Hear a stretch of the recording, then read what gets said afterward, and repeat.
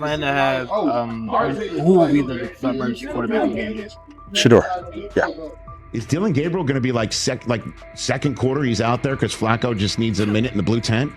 Yeah, that feels likely. And if it's Shedeur Sanders and he starts balling, then what?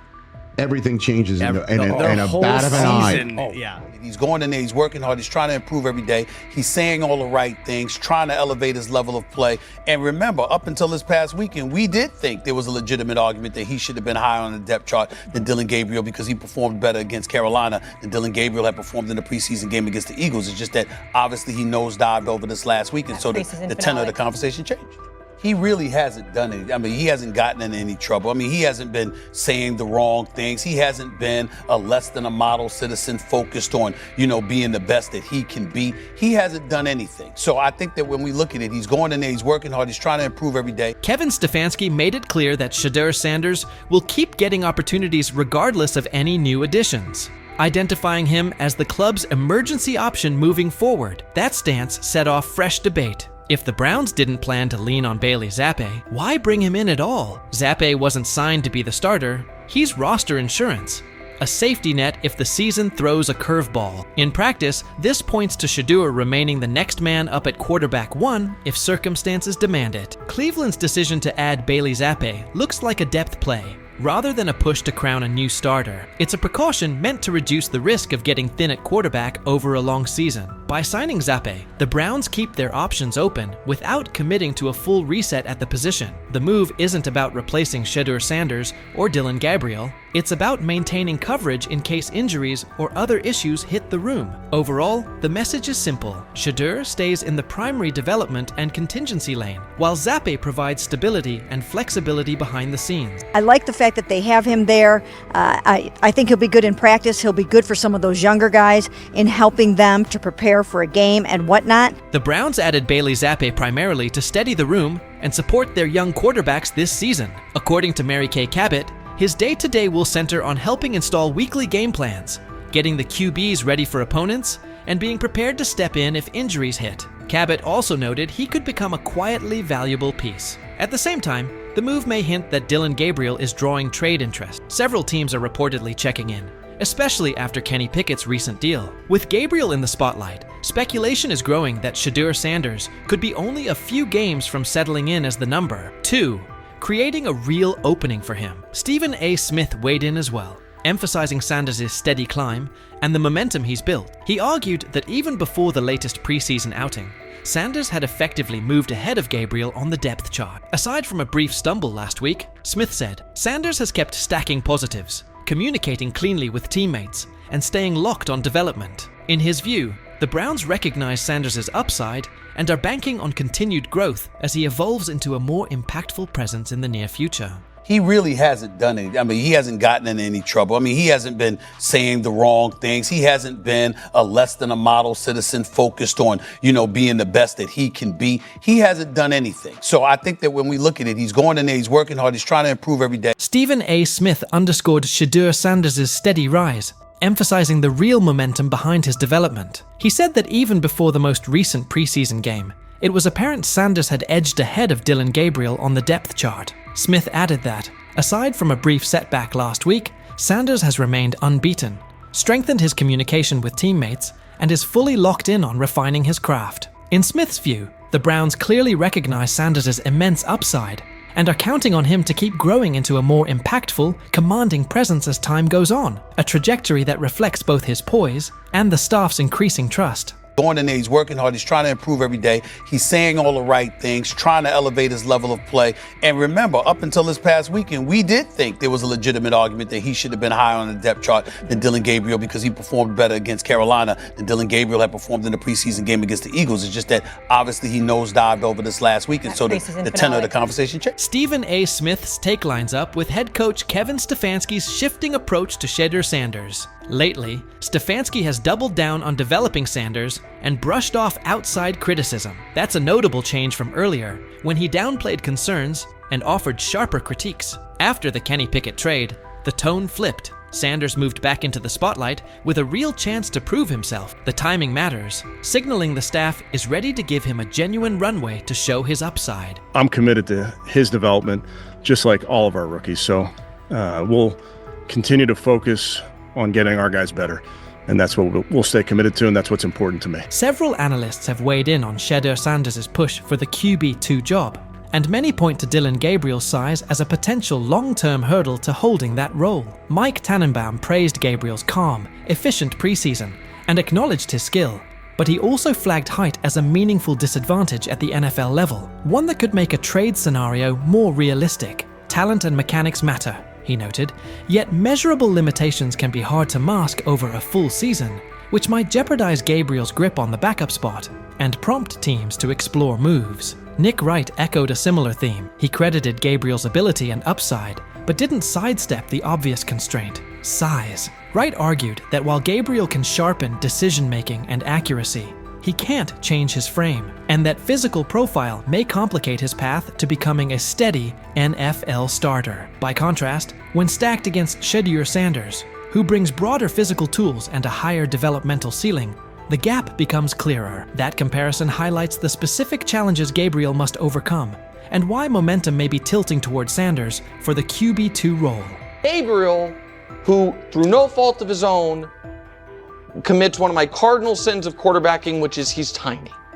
And so, he's tiny. Mike Florio, senior NFL analyst, weighed in on the Browns' internal debate and suggested the team is seriously considering moving Dillon Gabriel. He cautioned that dealing Gabriel could thin out the quarterback competition, but he also framed it as a strong opening for Shedeur Sanders to step forward. With added reps and visibility, Sanders could make a real impression and lock himself in as a valuable QB2 option for a team that needs stability behind its starter. Florio also noted that after Kenny Pickett's departure, Cleveland may be even more inclined to explore a Gabriel trade. By contrast, Sanders is essentially off-limits in his view because of his massive fan base and the public blowback a trade would trigger. With the conversation getting louder, Florio believes moving Sanders would do more harm than good for the organization's relationship with its supporters. That's why Gabriel stands out as the more likely trade candidate as the Browns try to manage depth, keep momentum, and stay aligned with their fan.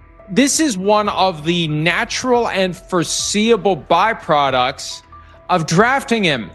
He comes to town with a built-in fan base.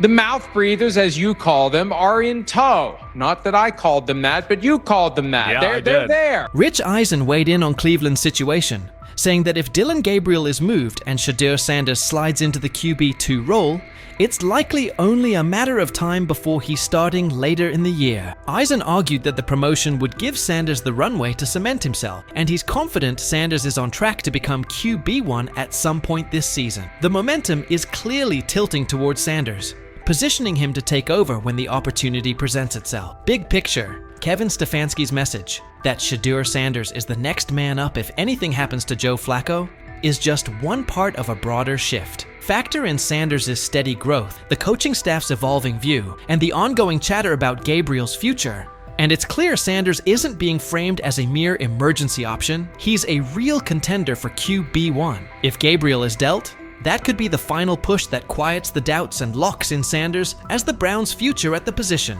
signaling a fresh chapter for the team. What's your read on Cleveland leaning towards Shedeur Sanders as a potential QB1? Would a Dillon Gabriel trade seal it? Or do you see a path where Gabriel still takes on a bigger role? How do you expect the battle among Sanders, Gabriel, and Joe Flacco to unfold? And what does it mean for the Browns going forward? Share your take. I'm curious where you land. So he says, this is exactly what he says. I'm told the footage of Shedeur Sanders meeting with the Giants is so bad that both the Browns and the Sanders family have threatened legal action if it is What in the NFL is happening right now? The New York Giants just leaked a draft interview recording with Shedeur Sanders, and fans are completely freaking out. Did Shedeur take some shots? Did the Giants forget what the word confidential means? Or did someone accidentally hit reply all on something that was supposed to stay locked away? Get ready, because this roller coaster involves hot mics, bad takes, and a whole lot of drama. What happened with Shedeur on draft night to make him fall to the 5th round, and them talking about the Giants coming out with all that information talking about Shedeur did bad, bombed the interview, all that type stuff. We all know my last video when I talked about the interview tape about Shedeur did not get a playbook. The NY Giants, in true Stonewall fashion, dropped a carefully trimmed clip from their highly sought-after interview with Shedeur Sanders, then quickly locked everything else away like it was top-secret intel. Was this a calculated PR stunt, or just a low-key attempt at sabotage? Either way, the silence speaks louder than any official statement. Fans aren't buying this half-baked version of transparency, and they're definitely not ready to just bench him and move on. Instead, they're demanding answers, calling out the organization for what feels like a planned smear job. One thing's for sure, the hate is loud, but Shedeur's supporters are even louder. There was another team that he sat down with. What do you mean it didn't go well after that? So, he was pissed that they did that to him. They did that to him. He counter-confronted them. The same thing they do to every other quarterback prospect. They did that to him. They slide in a mistake to see if you catch it. Right. And so because you're the quarterback. But he didn't take it as a correction. He took it as like he got pissed off. Yeah, and it's like so here's another one. So another one was, he throws a bad interception, and it was a deep throw early in the game, and he comes back and they go in the meeting, they show the interception. Let's just call it like it is. The Giants have perfected the tease. They've basically turned "we've got more, but we're not sharing it" into a comedy act, and the joke's on them. It's like they're standing center stage, booing themselves. Oh, you want more? Too bad. We're guarding it like Grandma's secret lasagna recipe. Congrats, Giants. You've officially become the talk of TikTok, X, and even Aunt Barbara's Facebook. Yep, the holy trinity of online outrage. This whole thing screams drama, screams petty, and definitely screams PR disaster in a fitted cap. Just release the full tape before fans start pulling up to headquarters with pitchforks.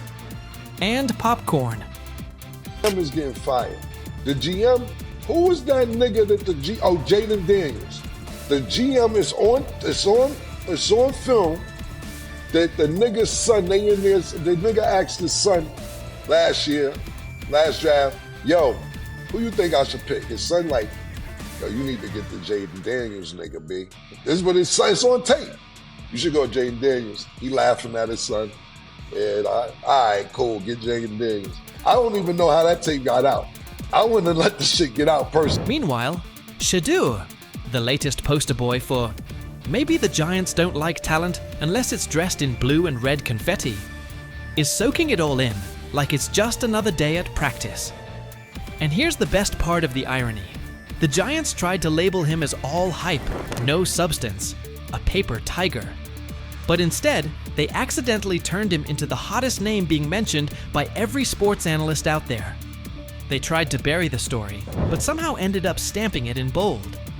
It's the classic case of ignoring a trending conversation for so long that sure, people get annoyed, but at the same time, they keep your name alive better than your own PR team ever could. It's funny. New York Giants, where these tapes at? You hear me? Because if Shedeur Sanders was so unprofessional, y'all would have leaked the tapes for the whole world could see, right? Because understand, it's a lot of he say, she say. But one thing I do know, as a young black man growing up in this world, being straightforward and not sugarcoat anything. Oh, this narrative is pure gold. Giants PR completely skipped subtlety and went straight to the "we don't like his dad" playbook. A move so awkward, it's like trying to dunk and ending up in a kiddie pool. You can almost picture them brainstorming it. Yeah, we're just not fans of QB families that aren't ours. Because nothing screams professionalism quite like having zero self-awareness. And the fan reactions? Absolutely priceless. That one little clip was all it took to set the internet on fire. Keyboards everywhere started lighting up. People are asking, why hide the good stuff? What are you trying to cover up? If there's really nothing to hide, why not just drop the full thing? And spoiler alert, they weren't whispering. social media exploded faster than a New York City grill on Memorial Day weekend. Them out. Another moment. What they do during the film and the combine and the meetings is teams will install mistakes intentionally planted in the install, and they want you to catch them. Shedeur didn't, and when a coach called him out, once again, it didn't sit well. It's like, bro, there's not many teams needing quarterbacks, especially since Pittsburgh appears to have a deal with Aaron Rodgers and Tennessee's getting Cam Ward. So you're down to the Giants, who are not in. And that brings us to the next tasty slice of irony. By refusing to release the full interview, the New York Giants probably thought they were hurting Shedeur Sanders' image. But instead, they ended up throwing gasoline on the hype train. Rather than shutting things down, they made him look like the kid who grabbed the last cookie and somehow got blamed for taking the whole jar. Only difference? This kid's got cameras on him 24/7, and he's handling the heat like a seasoned pro. Now, every move he makes is being broken down, every throw studied like it's a presidential debate. Fans are calling it what it is. They've lied on Shedeur. Some say the Giants just don't like his dad.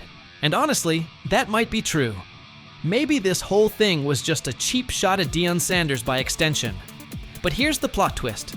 The harder they try to drag him down, the more interesting his story gets. The Giants accidentally turned Shedeur into a walking headline, a controversy in cleats. They tried planting doubt, but all they really did was create buzz. He's no longer just a top draft pick. He's now a symbol of resilience, a narrative goldmine, and living proof that real talent doesn't fold under pressure. It levels up. And at this point, even if the Giants wanted to, there's no turning off the spotlight. Okay, so probably the most fun yet the most difficult thing I cover and we cover all year long is not games. It's the NFL draft. Because I've said this many times, you get lied to for a month to 2 months up to it. And so often during the draft, and every few drafts, there's a guy that really falls, precipitously falls. This year it was Shedeur Sanders, it's been Aaron Rodgers, it's been Dan Marino. Every few years somebody falls a lot. And so, but those stories don't come out until like the fall and after. Let's not overlook the fact that the hate is so strong, you could bottle it up and sell it as radioactive cologne. You can practically watch it leaking out of Giants HQ like toxic sludge straight out of a bad superhero origin story. But here's the twist. Maybe that's their superpower. Maybe the New York Giants really believe they're cooking up some secret formula, a cocktail of manipulation and media spin. But here's the thing. Every bit of shade they throw at Shedeur Sanders only makes his story bigger. Every time they try to box him in as some overhyped diva or question his character, they accidentally hand him another viral moment. And now, he's the underdog hero rising through the smoke. Let's be real. This isn't just about football anymore. This is about narratives, control, and how the establishment absolutely loses it when they're no longer holding the pen. And the real kicker? They still won't release the full interview. You've got NFL fans, media heads, and entire Reddit threads all chanting, "Drop the tape." Like it's some long-lost Beatles album. Meanwhile, the Giants are just sitting there, staring into the void like nobody saw this mess coming. Now, I don't know if it ever gonna get leaked or not. The tapes, the New York Giants have the tape. They definitely have the tape. It's confirmation that they have the tape. Shedeur didn't do nothing. It's what they saying he did. I'm gonna tell you what these mixed reaction right here. So we already know about the New York Giants, but the Pittsburgh Steelers head coach Mike Tomlin reported Miles Sanders' talent, but hesitated to draft him due to previous challenges with quarterbacks like Russell Wilson and Justin Fields, leading to more cautious approach. Las Vegas Raiders. Sanders met with Raiders at the NFL Scouting Combine and expressed enthusiasm about potentially joining the team. His familiarity with the West Coast offense and quick release was noted positive, though concerns about his ceiling. But if you're the National Football League, okay, clearly it's not about talent anymore. It's about something else. And I'm going to tell you, I spent a large amount of the last 24 hours thinking about nothing more than I was thinking about collusion. The $50 million robbery of Shedeur Sanders. Because that's what I just witnessed.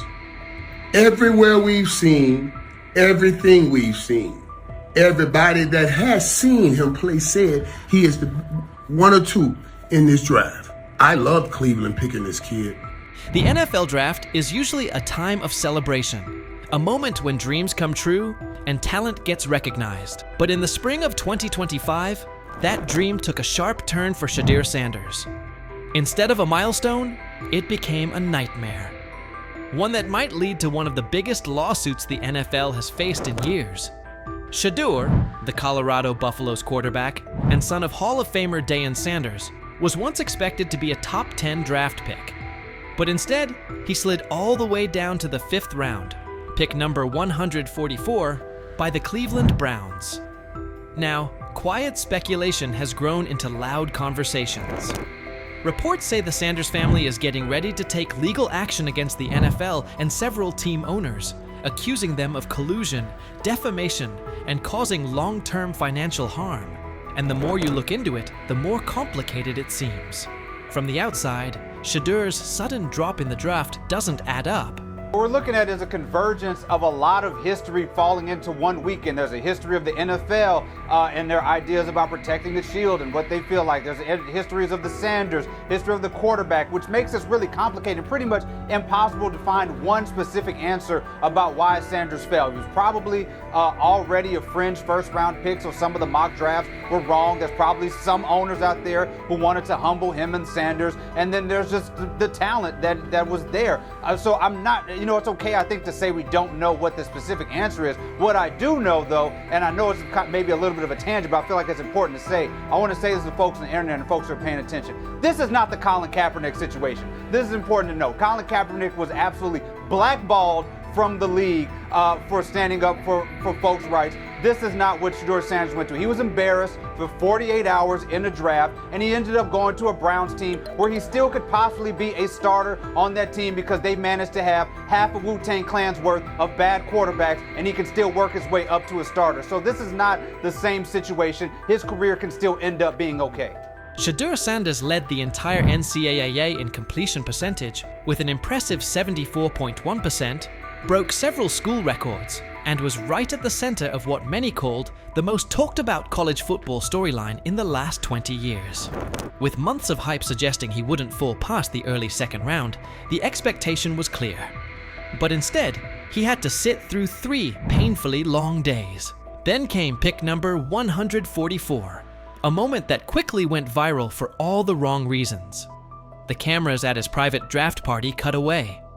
The champagne never even got opened. The room went completely silent. Deion Sanders didn't hold back afterward.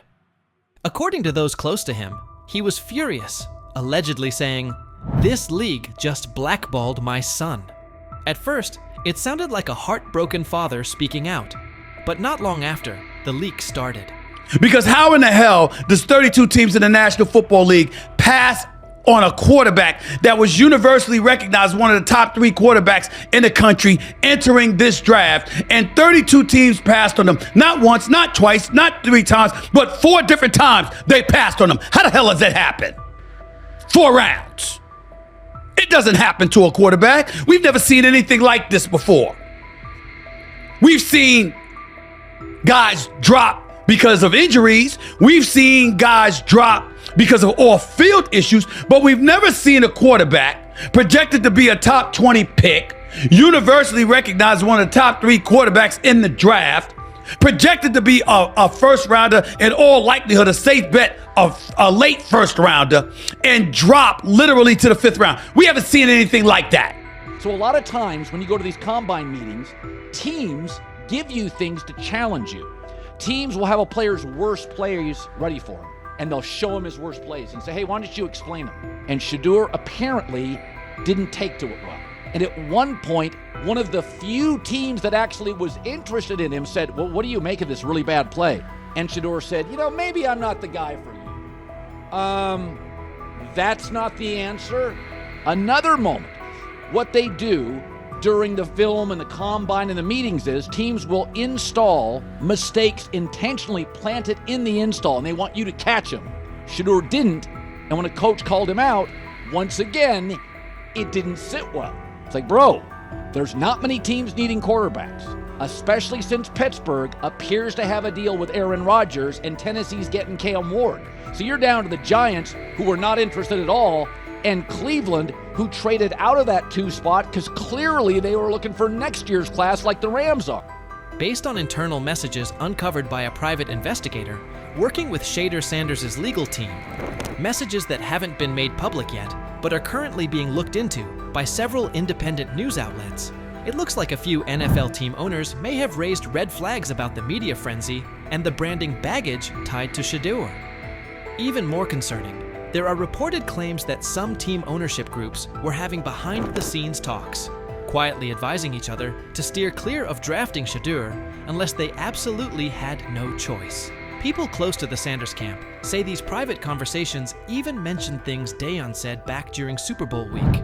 Those blunt interviews where Coach Prime made it clear they would call the shots and wouldn't play for certain teams. Basically, they were following the same playbook Eli Manning used. Will you step in Eli Manning like, Deion Sanders like, to the point where like you told him, hey man, I ain't taking that psych test with the Giants. I followed you after that. I said I wasn't taking it either.